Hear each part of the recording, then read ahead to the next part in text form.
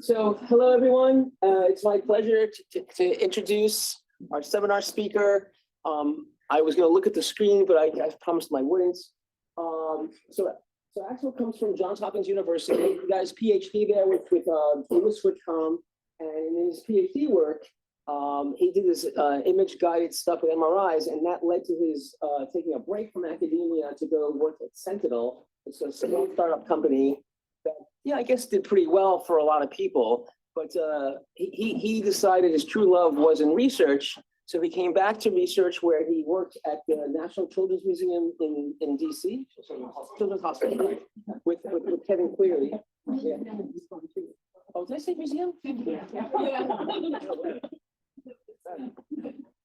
We'll talk about museums in future seminar.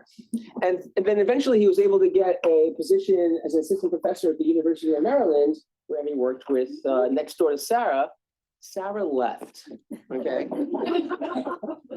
So he was sad and lonely, okay? And somehow ended up not here, but at Johns Hopkins University, which is for medical robotics. So he has quite a few accolades to his name, and medical robotics in particular was one way to gauge researchers in that field is looking at the number of patents they have. So he has like 19 patents now, 30. Yeah, something's too modest. Also, he's a recipient of the NSF Career Award, and most recently to the envies of me and lots of other people who don't have ARPA-H money, he has 3 ARPA-H awards, which is pretty significant because if any one of us had one, we would be high-fiving each other right now in total happiness. So having 3 is a significant indication to the research vision and accomplishments that he's going to have in his career. And today he's going to talk to us about this work, and hopefully we'll start some collaborations. Thank you so much for the super kind introduction, Howie. Really excited to be here and present our research on autonomous robotic surgery, starting to answer if it's becoming slowly reality or still staying science fiction. Howie did such a great job with the introduction, all the stages before I joined Hopkins, so really can skip over this. Already saved one slide, that's awesome. So here's a quick outline of my talk. I'm going to start with presenting to you the vision and all the challenges for smart and autonomous robotic surgery and interventions, and then present in depth 3 research directions. Supervised autonomous anastomosis. As you'll learn, anastomosis is closing of tubular structures using sutures. And then our latest work in more general intelligence using imitation learning for surgical tasks and surgical procedures. And lastly, a few of our recent work in magnetic surgery. So really with the promise of performing ultra minimally invasive surgery. So to start, why are we interested in robotic surgery? Why is it such an important problem? Number one, it's a really big market, right? So we have over 300 million major surgeries performed every year globally. And if you look at where we are in how much robots are we currently using, 2024, we are doing about 4 million robotic surgical procedures every year. So in some developed countries, if you look at some particular urological procedures like taking out the prostate gland, over 90% of those procedures are currently done with robot assistance. And now we are really going from prostate surgery to hysterectomy surgery, now into other visceral organs, kidney, bowel, and really proliferating across different applications that are across different specialties. And with a really large growth potential and growth rate. So 18% is the current growth. So large market, very dynamic and huge growth, and a lot of companies coming into the space. A really exciting field to be in. Another trend that is important is that we're going to hit a healthcare crisis. So we have a reduction in the number of surgeons. If you look at surgeons in practice, that's going down. We have an aging population that is growing. So just over the last, 15 years, until in the next 15 years, we're going to double the caseload. So we need to provide more technology to help our surgeons and doctors to perform procedures. If you look over the last 3 decades, one of the prevailing trends in surgery in general, and then also in robotic surgeries, is that these procedures are becoming less and less invasive. Why is that important? Is because it's direct benefits to the patients. So the degree of invasiveness correlates with how much blood you lose during the surgery, how fast your recovery time is, scarring, number of infections or post-surgical complication, all directly scales with how many holes do you make, how big are the holes, how large are the incisions. So it's a really big, important, push to reduce the invasiveness. Traditionally, surgeries have been done in an open surgical fashion with direct access with your hands on the organ. And now we are replacing this with keyhole surgery. So one endoscope and then these, 2-3 stick tools to perform the surgery through ports. Now there's a strong push. How is working on this, of course, with this awesome snake robots going into natural orifice procedures. So imagine if you want to reach the lung, right? Going through the mouth is a lot easier than digging behind the heart and getting the access to the lung, through the chest. So a lot less invasive. So really big advantages going through natural orifice. Of course, robots become really important to facilitate this transition to less invasive.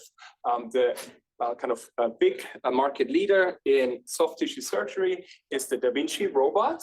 With the Da Vinci robot, you have 1 endoscopic cameras, 3-4 surgical tools on the bedside.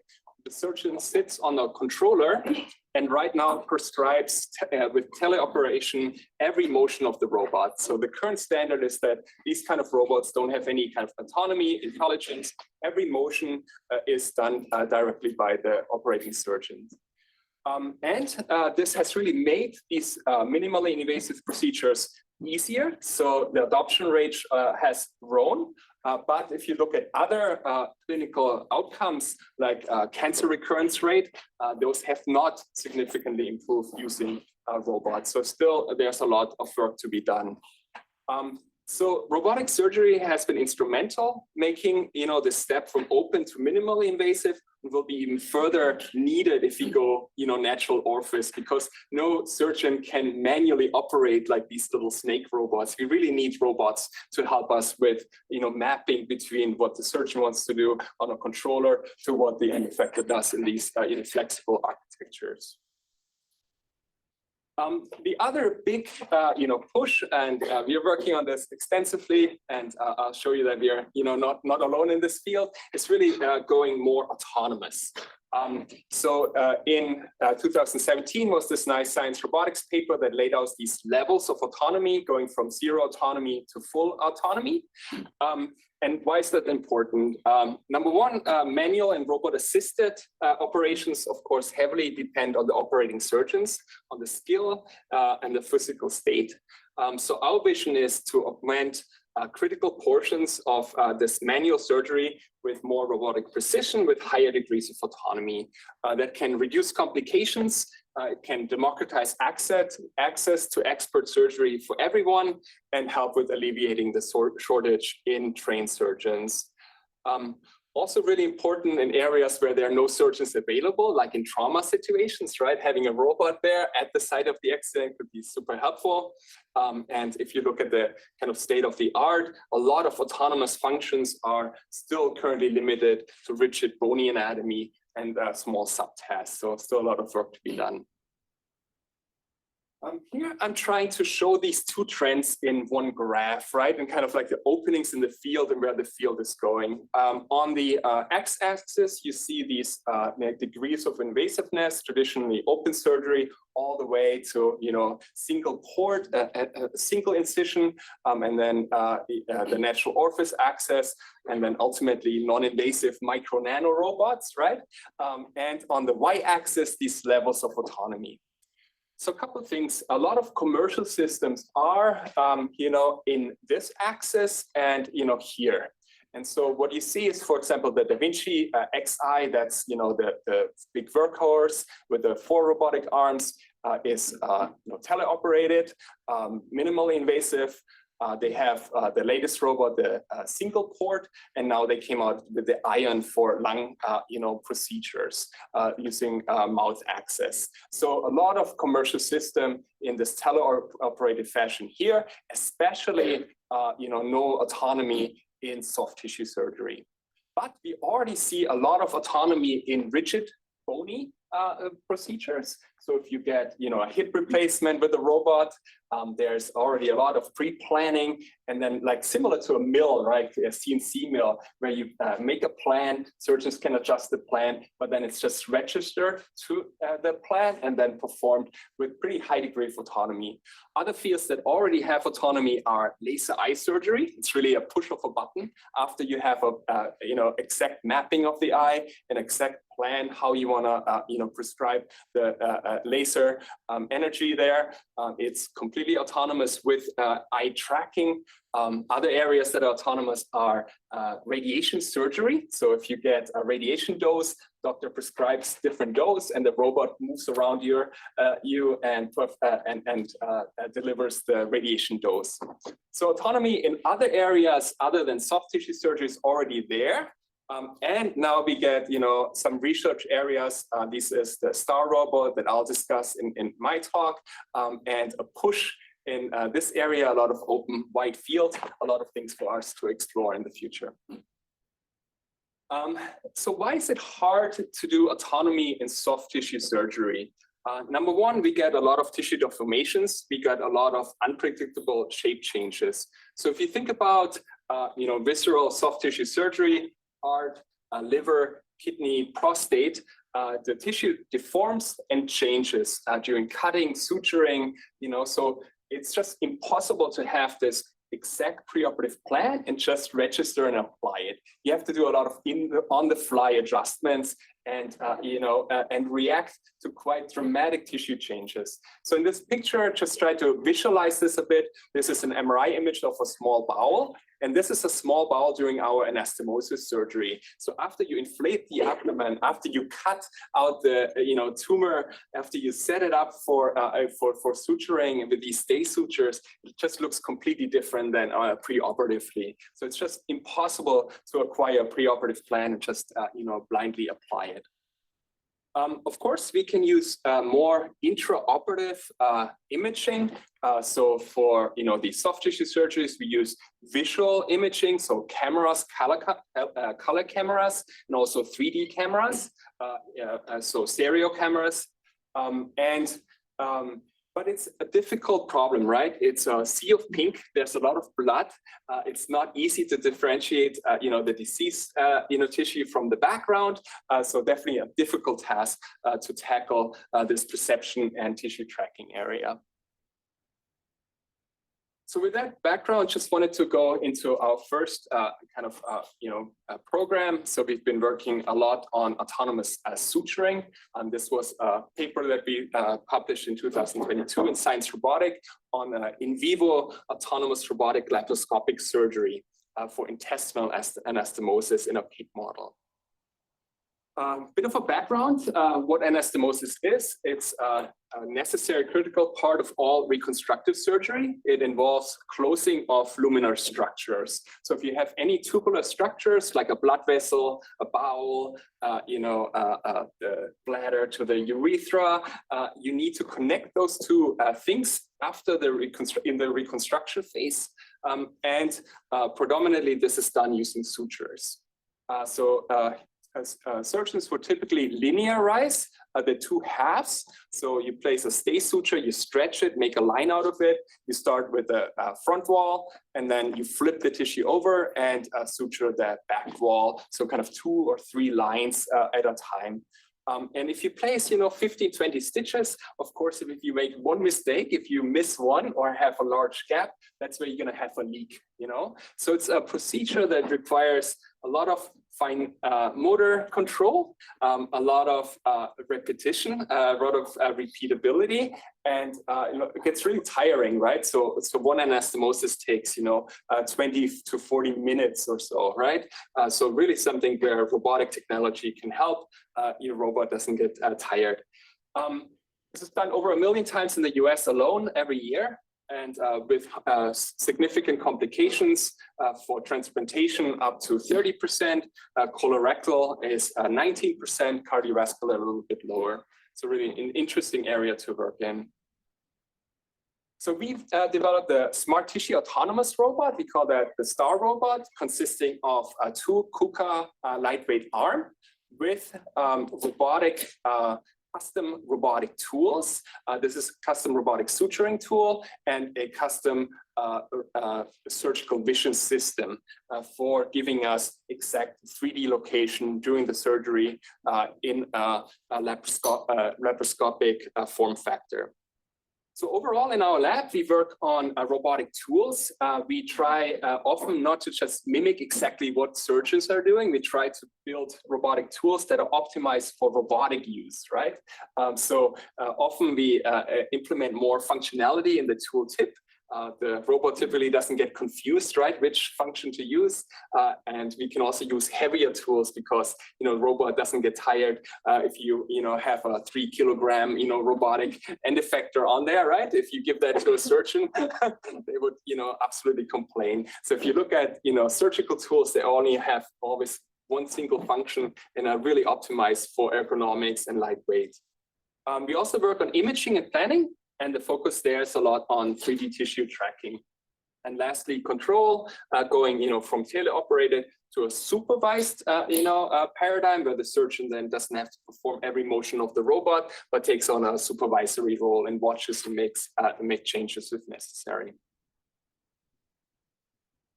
So this is a detail about our robotic suturing tool that really simplifies the whole suturing procedure. It's typically done with 2 needle drivers, and you have to exchange the needle between needle drivers. Very difficult to do and very difficult to automate. So here, the circular needle is trapped in the tool tip and just moves in a circle. So it becomes like a single armed suturing. You just need to bring it to the right spot and then drive the needle through the tissue. So similar to spot welding, you just go to the spot and then hit the button and then it ties the knot around the tissue. So it makes it simple. And as a laparoscopic tool for surgeon, it's too heavy. That's why it's not being used. But for our robot, it's really ideal. The other big component is the imaging. So we require, for this model-based approach, we require exact 3D XYZ location of our target tissue to apply those sutures at the right spot. And there are no commercial systems for 3D, quantitative 3D imaging for laparoscopic use, right? So we need a small port, go into the body and perform the imaging, inside. And for that, we developed with Professor Kang at Hopkins and his team a projection endoscope. So it projects these fringe patterns onto the surgical scene, 9 different fringe patterns with different wavelengths, and then we reconstruct the the reflective image with a camera. And based on the deflection of these lines, we can reconstruct the 3D image. And in like a 5 centimeter by 5 centimeter area, we can get sub-millimeter accuracy. We can find the defect, and then we can do easy planning with even spacing. So typically we know how large the area is, and we apply even spacing between sutures. That not 3D alone doesn't solve the perception issue. So we need to identify and target the area for the anastomosis. And what we worked on is to simplify that using a special near-infrared marker that we can apply to the corner of the tissue. So what this is a mix of surgical superglue with a near-infrared dye. So we use indocyanine green, that's a FDA-approved fluorescent dye. And it becomes like this nice solution that we can, with a syringe, apply to the corner of the tissue. It dries and then really lights up, very brightly like a Christmas tree. And with that, we can, help with any deformation, with any motion. We can track that very robustly and apply our suture plan to the new configuration of the tissue. So here's then putting this all in the control group. We start with acquiring the near-infrared image. We get these marker locations. We track them over time and do a breathing test. So the pigs, humans, in the studies in surgery are on a ventilator. So pretty regular breathing and a pretty long break at the end of the breathing cycle. So we detect with the near-infrared imaging if we are during the breathing cycle or at the end of the breathing cycle. We gate then the acquisition of the 3D point cloud because it works better if the tissue is still, and it takes a little bit of time. And then we can also gate the motion of the robot to the breathing cycle. And so after the acquisition of the 3D point cloud, we do a suturing plan. So where does each suture go? And then we apply one suture after another and replan after each suture and measure if there's a motion or any deformation. So we need to replan. The breathing motion tracker is really easy. A little bit more details here. We insert like the history of the motion, just the images 2 seconds before and the current image into a simple CNN and get just a binary value afterwards. Are we during the breathing cycle or at the end of the breathing cycle? And that works very robustly, and we train this on our acute animal studies. So here's now the robot in action with the robotic suturing tool. You can see the degrees of freedom of the KUKA robot, pivoting around the entry point and the rotation. We can put this in gravity compensation, insert it into the laparoscopic port, and align it with the target for the anastomosis. We manually set it up for anastomosis with these stay sutures. The camera detects the corner of the tissue, plans one suture after another, and then we perform, one stitch after another. We start with a front wall here, similar to what surgeons would do. Then we manually flip the tissue and suture the back wall. And it's really important to be, very precise with each stitch, not miss one. Otherwise, you have a much higher likelihood of a leak. Yeah, I forgot the needle mechanism. Is that yours or is that an existing system? The Endo 360 is actually a commercial laparoscopic tool, and we robotized it. So we built like the motors and the tool and the integration into the Star robot, but the actual tool is a manual laparoscopic tool. So the robotizing includes the pushing of the needle. Exactly. Oh, okay, yeah. okay. Yeah. And then the other robot was pulling. Yeah. Interrupted you too much. No problem. Good question. Awesome. And then we performed a study against expert surgeons to test some of the key metrics of suturing. So we compared ourselves to 4 experts of manual laparoscopic surgery, 4 experts of using the Da Vinci, that's the robot-assisted group, and compared to 5 anastomoses with our Star robot.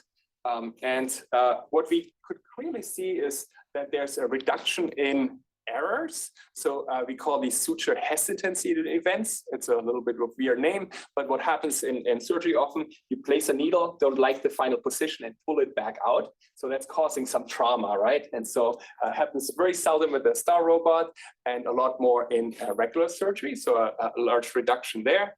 And if you look at the variance of the suture spacing, that's also much better. So if we program the robot to have exactly 3 millimeters spacing, of course we achieve that, and we are much better at this than manual and robot-assisted surgery. In the bite depth, so this is the distance from the corner of the tissue, how far each needle goes in. We are better than the laparoscopic group and equivalent to the robot-assisted group. If you look at timing, right now we are a bit slower than the laparoscopic group. Certainly, we ran the robot at pretty slow speed to allow surgeons to easily intervene, make changes, and stop the robot. But certainly that's something that technically we can pretty easily improve and run it at faster speed with a better interface, how the surgeons can intervene. We took some representative samples and put them into a flow loop test. So we attached a pump and got flow through the pump and then put it in an MRI scanner to get 3D flow fields. You can see that the flow with a sample from the STAR group is a lot more laminar. So you have a more consistent suturing pattern with better flow through the vessel. It's probably not as important for intestine, more important for cardiovascular anastomosis, but that's definitely a good sign that we have this nice laminar flow afterwards. Yeah. With an MRI, 4D MRI. Yeah. Are you familiar with that? Yeah. It's a tagging technique where you inject like gadolinium in the flow, and you can get this different flow calculations. These are temporal, and you get speed of them as well. And was that on a live thing afterwards? So the next slides are going to be on a live thing, exactly. Yeah, this was all still phantoms, and we didn't stop just in phantom tissue and ex vivo tissue. We actually did a study at Children's National with 4 pigs. So here you see the configuration of the ports and kind of the manual setup for the anastomosis, with the stay sutures.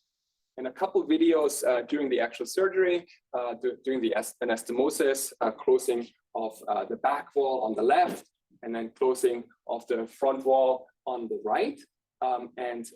We were able to perform all 4 anastomoses without any complications. The pigs gained good weight after the surgery, good clinical leak pressure, and nice lumen patency, so no reduction in the diameter or small reduction in the diameter of the anastomosed area.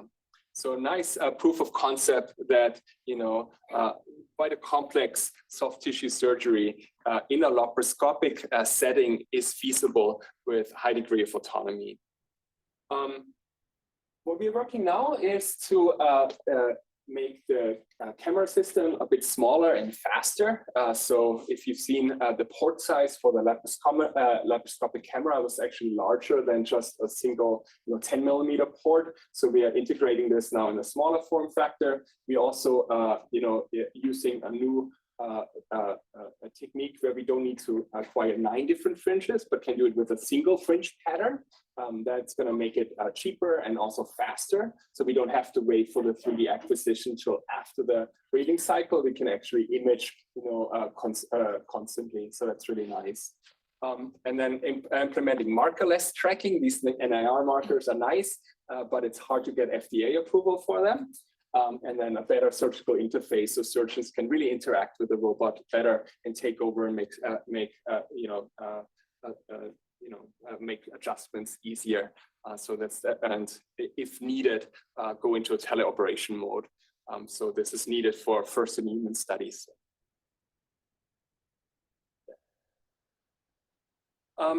So I think this was definitely a nice landmark study where we showed that such a complex anastomosis is feasible to do in an animal model.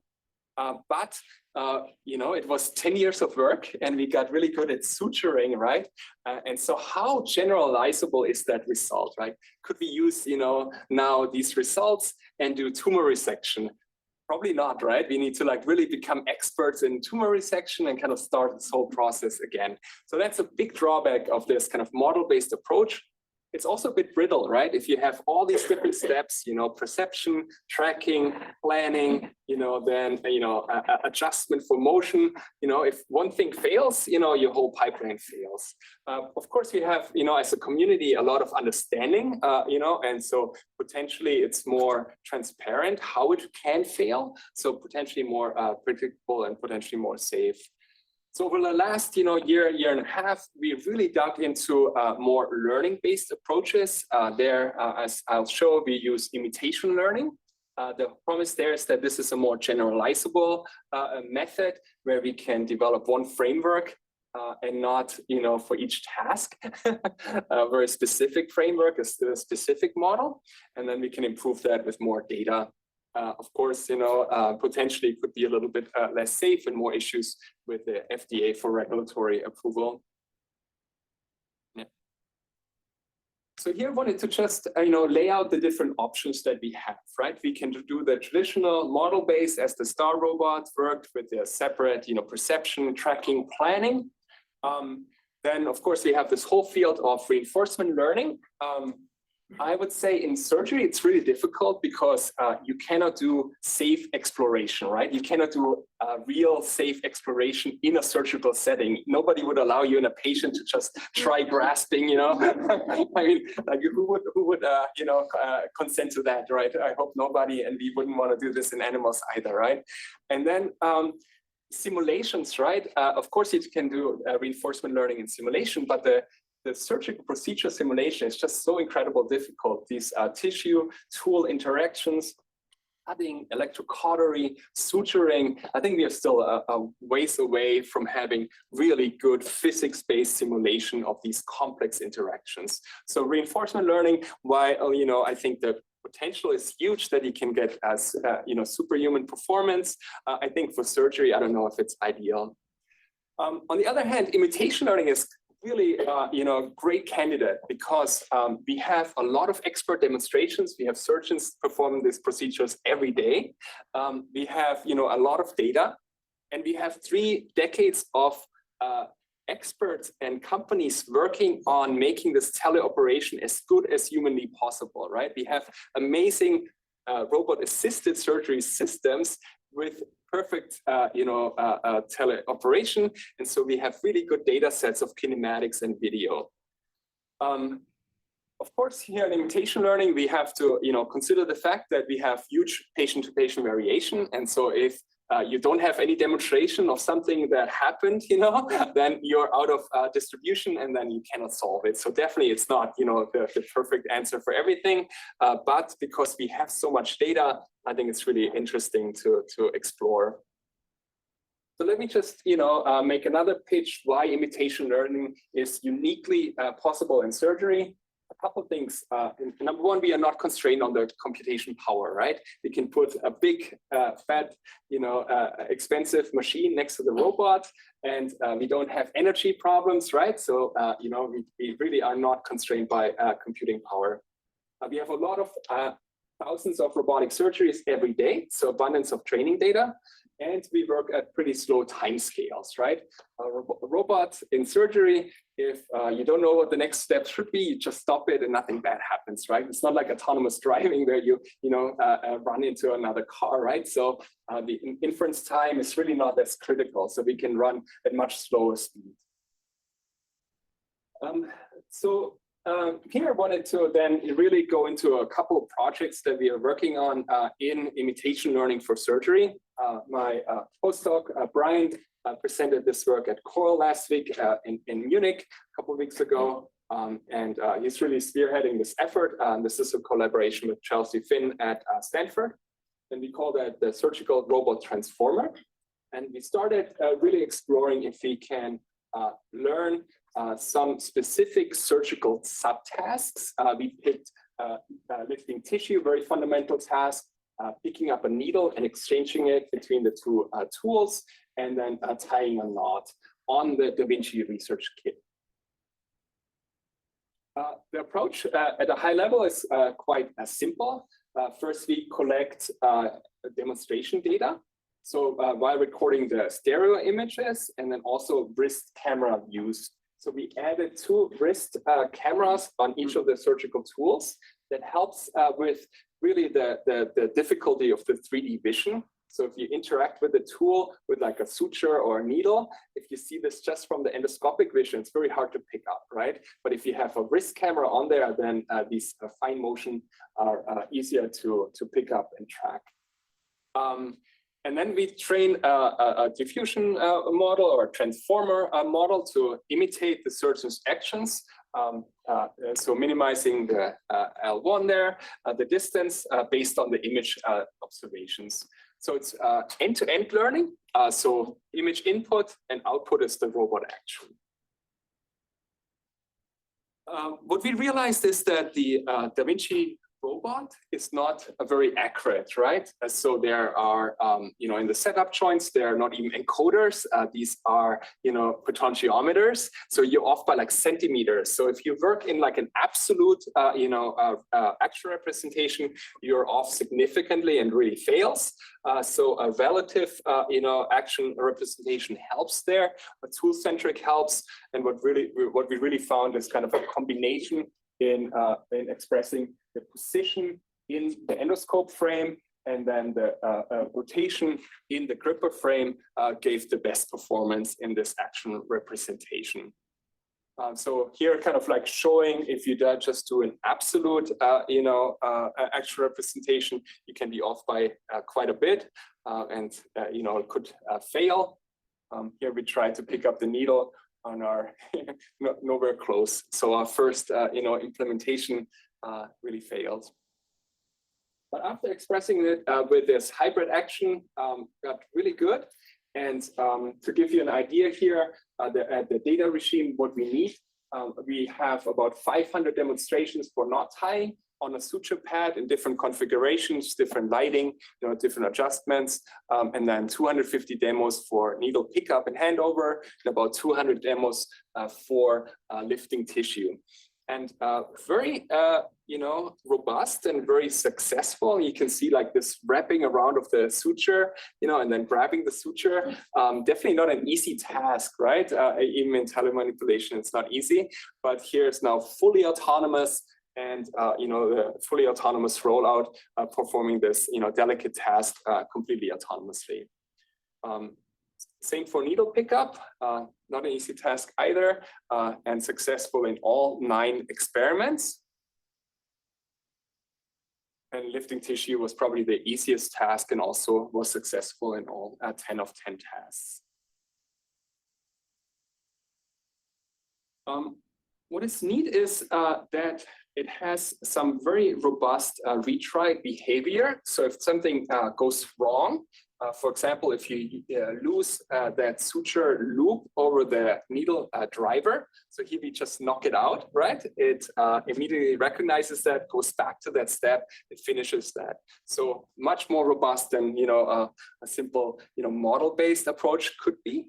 So really exciting about this robustness against disturbances and mistakes. Because in surgery, we do mistakes all the time, right? You try to, grip something, you kind of initially miss it. And so that retry behavior is just so important for, efficient, effective surgical tasks. Another one here is on needle pickup. So we initially miss that with a right gripper and then go back and pick it up and exchange it with the left gripper. And again, this is completely autonomous. So we did all the demonstration and all the training data on just suture pads. So of course we were very curious how it would work on a different anatomical background, right? And so now we just put this, the needle now on chicken and pork tissue and was never trained on animal tissue, so has not seen this in the training data at all. But was immediately successful in picking up a needle, exchanging the needle. So it did not hone in on the background, did not get confused there, was confidently performing that task, even in a completely unseen environment.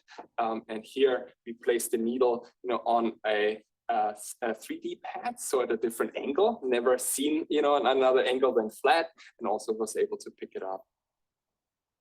Same with knot tying. Here you see a little bit of hesitation. Our surgeons thought it's like performing like a resident, like not quite sure, being a little slower. So quite cute behavior, with a little bit of mistakes there, but then, performing the knot tying on something that it hasn't seen before. So I would say imitation learning is definitely effective, robust, and quite simple. What really was the trick here was the correct action representation, and then the wrist cameras helped a lot. But this is still quite a way away from really clinically relevant settings. So last year we started this ambitious ARPA-H project on performing in vivo gallbladder surgery, removal surgery in live pig. So it's a 3-year project. We are now just starting year 2. And what we are focusing on is kind of this middle step. So gallbladder removal consists of 3 steps. You need to first detach the gallbladder from the liver background. You need to kind of dissect this out. And the second step is going in and precisely place 3 clips on the duct and 3 clips on the artery, and then cut the duct and artery, so kind of cut the connection of the gallbladder to the rest of the body. And then it goes into like a little tray for removal. So again, here we use the Da Vinci research kit. This is an SI robot. You can see the cystic duct that we need to clip. You see the cystic artery. You see the gallbladder neck. You need to exchange the tools between a clip applier and the grasper. And we have our stereo endoscope, the wrist cameras, and then different tools. So clip applier, scissors, and the forceps. So this is ongoing work, just wanted to show, a little bit of a taste of this, but, we were able to, get ex vivo samples in-house. So these are healthy pigs. We got 30 different gallbladders. We found a really good undergraduate student that became so good in doing robotic surgery and performed, these 30 demonstrations. We found a way of increasing our data set by repeatedly performing each step multiple times. So we filed off the little hooks of the clips so they don't fully close, so we can open them back up so we can get more data sets per gallbladder. You can see a lot of diversity, right? The color changes, the appearance of these duct and arteries changes, the configuration, sometimes more like a V, sometimes more like parallel. So, even in healthy pigs, there's a lot of, variations from pig to pig. And these are overall 17 kind of sub-steps, if you look at, 3 clips on the left, 3 clips on the right, and then, grabbing the gallbladder and then, going in and out. So overall, we divided the whole surgery into 17 different steps, and then use a hierarchical architecture. So we have a high-level policy that looks at the image observation, looks also at the image history at several time points, and then predicts the surgical phase. So what is the next right surgical phase? And then also detects if the plan is if it's going as planned or some correction needs to be done. And it produces a language output. For example, place, first clip onto left duct. And this is something that a surgeon easily can then, read and intervene, say, no, go to the right arteries, right? So make changes here on the high-level instructions. And then we have this low-level language condition policy that activates basically the correct sub-step. and activates if we need to go into recovery mode, if something didn't go right, or if it's perfectly executed and we can just use the regular policy. And that's kind of like fully autonomous. Here the rollout in this gallbladder surgery, we can pick it up. You can see like the small mistake in the right gripper, and then the language instruction is kind of here on the left. And sometimes you see a correction, like move right, and then the low-level controller activates the right substep. You can see those 3 clips. And then we change the clipper to the cutter, go in the cutter, and again, go in with a clip with the 3 clips.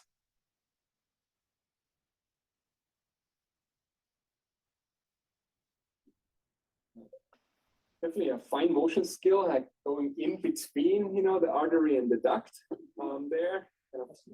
Yeah. So we're viewing this. I was curious, does your system use the view that we're looking at, or is it solely based from the wrist cameras? It uses both. It uses the wrist camera and the endoscope camera, and we, did like a dropout. So we in the training data, so it doesn't hone in just on one view, that it really uses all the views. It really uses all 3 views. Endoscope is really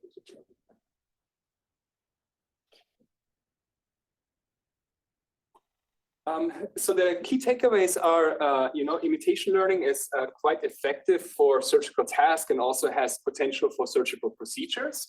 Of course, a lot of work needs to go into the details and the quality and the scale of the data. So how we do the demonstration matters a lot for the outcome. And if we want to scale this up and get to real surgical data sets, right, then we need to collaborate with industry to get access to real surgical data, collaborate with hospitals, and then I think we have the potential to go to like foundation, models for surgery, and get access to a lot more comprehensive data. So this was all acquired for us now in-house at Hopkins with our own demonstrations, but I think there's a lot of potential scaling this up to real surgical data sets.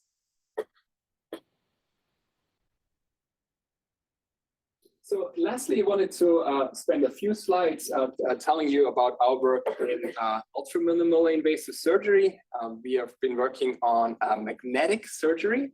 Here is, just showing the idea of using magnetic sutures. So imagine instead of having, a keyhole surgery where you have these large manipulators, handling the needle. What if you could just have external electromagnets and just a tiny little magnetic needle?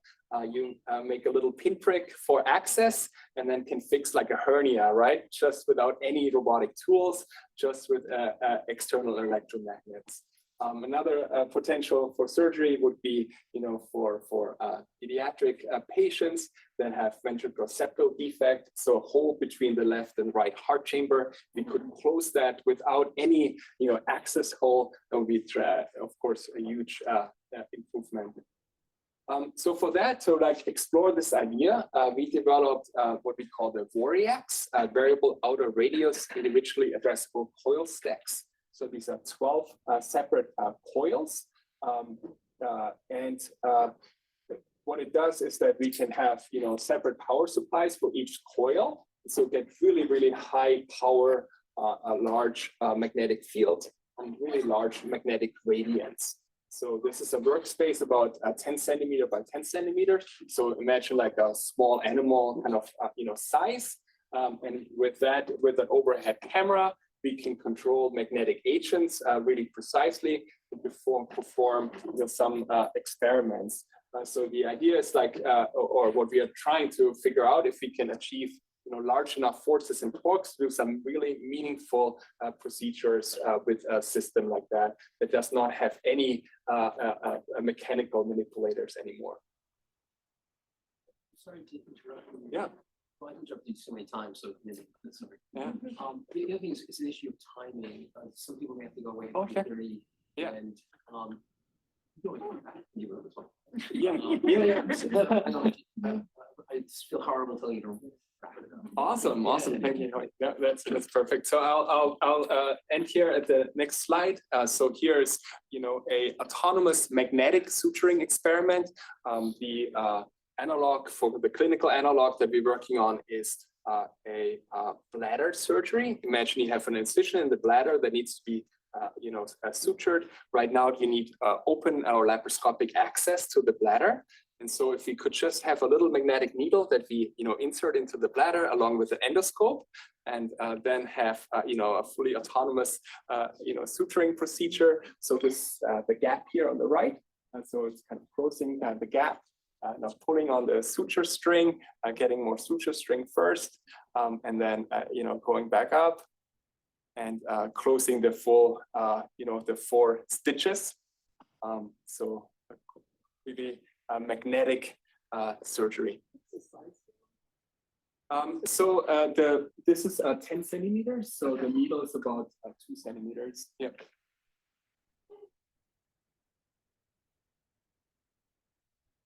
Awesome. And with that, I'll wrap it up. So let me just get to the acknowledgements, my great team and students, and the funding source. Thank you so much for your attention, and really happy to answer any questions.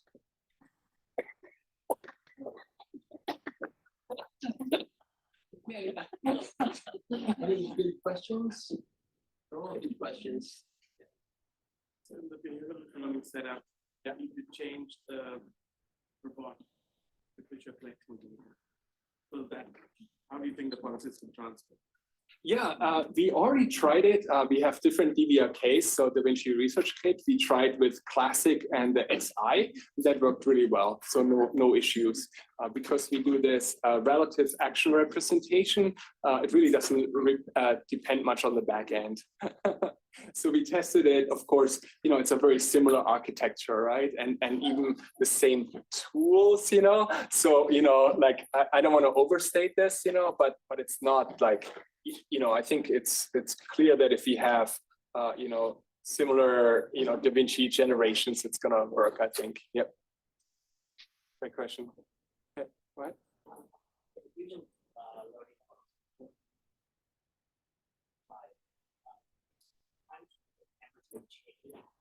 Obviously, there's something pretty do experiments where they fix anybody.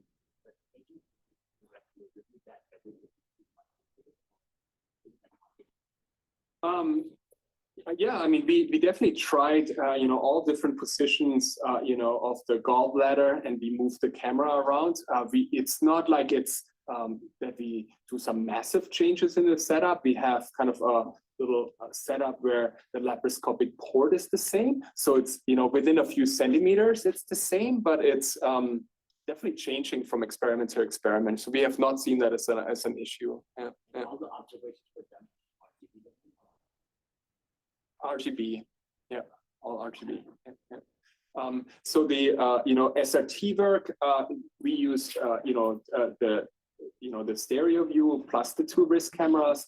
In the gallbladder, what we're working on right now, just monos of the endoscope, and then the 2 wrist cameras. And then we also tried, just using the endoscope without the wrist cameras. We got pretty good performance, not as good, but not terrible. So the success rate is goes down a little bit, and the recovery goes down, but it's not bad. Yeah. Great question. Regarding a question for the imitation learning part, I'm just curious, does the robot have a force feedback? Like how does robot know like how much force to pull the string for the suture, and how much force to push the tissues and things like that? Yeah, it's really interesting. So the Da Vinci robot does not have any force feedback. So all these millions of surgery right now are done without any force So it's feedback. purely like It's vision. purely vision, inferred and from the deformable stuff like that. exactly. Surgeons just get really good in using the cues of your eyes, like if you pinch your skin, you kind of gets white, right? So the whitening also happens on the inside. So when you pull on the suture, you kind of see it, Here's, Yeah. do you think like adding some force feedback will improve the like tactile whatever? Yeah, just like- absolutely. And Da Vinci, the 5th generation of robots, they just announced it, and a couple sites have it now, has force feedback. So I think it's going to be super interesting to add it, and also in the training. And then I could definitely see it as a secondary safety mechanism. So I think it's going to be really fun to try that out. Yeah. I'll be provocative and say, I don't think force feedback is going to help the user, the user experiences, but there would be force feedback for the autonomous part. Yeah. So that's provocative. I'm curious about is there any desired event, let's say just is there any case that the knot snap or the tissue ruptures and render the task impossible to achieve? Yeah, I mean, mistakes happen all the time. Do you mean with our experiments or? The autonomous robot doing basic. Yeah, I mean, for example, in our anastomosis task, we sometimes placed, the suture, it needs to grab both tissues, right? For the anastomosis, sometimes it only gets one, right? So, that happens, right? But we haven't seen any kind of catastrophic failure where when haywire and it's something, we have not seen that, fortunately. Knock on wood. Go ahead. Yeah, that's a great question. I find we had a pre-sub meeting with the FDA discussing first in human studies and what it would take to do that, and they were actually surprisingly open to this idea. They know it's coming, they are actually, they are not, strictly opposed, right? They just want this to be evaluated enough that they feel, safe, that it's going to be safe and effective. So you just need to do a definitive animal study. You need to have some really good endpoints. You need to show that you are equivalent or better than expert surgeons, and then you can do a first in human study, So I don't think that's, the huge limitation. I also want to really stress that there's already a lot of autonomy in bones surgery, in eye surgery, right? So transferring this autonomy to soft tissue surgery is not foreign to the FDA. They are regulating already robots with high degree of autonomy in other areas. So they are pretty open. I think one of the big problems that we need to, address is more like a liability, right? So right now, if something goes bad in a robotic surgery, who do you sue, right? You sue the hospital, the surgeon, right? And of course, the robotic companies don't want to be sued, right? So that liability portion, I think, is going to be big, similar to autonomous driving. This has to be kind of figured out, So in fairness, I'm assuming you're not interested in brokering or shepherding the FDA, and you don't want to do that. But there are companies whose professional jobs are to see that through, and there's a lot of documentation, it's an immense amount of failure analysis. And am I talking about right now? I know what I'm talking about either. I don't know. I just overheard these conversations. But the one thing I would say is, at least where I dealt with it, the FDA was very receptive. They want another robot. They were happy about that. What's nice here is the story is, when's the point where we throw it over the fence from academia to the real world, and kind of look at how that is what he's really mastering here. And for example, I think a company just came out with autonomous endoscope control, right? Which of course is not interaction with the tissue. It's one level, less risky, right? But that has gone through regulation and was approved. So I really don't think that's complete stop there. Yeah. This related to that, even in bone surgery, most of the systems that are being used currently are hybrid systems. Essentially, the surgeons are still controlling them, and the pitch is the same. And the reason is they surgeons generally don't want to lose control. They don't want to leave it to the robot. And have you had to start with a system like that with surgeons, or how do you see their perception and the receiver of systems like that? Yeah, I find I found there has been a big shift. So when we started working on autonomous surgery, it was like 2011. In the beginning, surgeons thought you're crazy and this is never going to happen, and they were really protective. Recently, I went to like the big urological association, was a whole workshop on autonomous surgery. And one of the leading, one of the residents asked this question, right? I love surgery. I don't want to ever give this up, But the lead surgeon was like, in the end, we need to do what's best for the patients, right? And I think that's really ingrained in healthcare, in surgeons, right? I think you need to show that you can potentially be better. You need to show that you can, help them with their workload, So, this is not going to be fully manual to fully autonomous in one day. It's going to be like autonomous driving with park assist, brake assist, and make their life easier, right? If you have, a 2-hour-long surgery, right? And then for 20 minutes while you do the suturing, you can just, watch the robot do it as a surgeon and drink a coffee and watch it, right? You probably like it.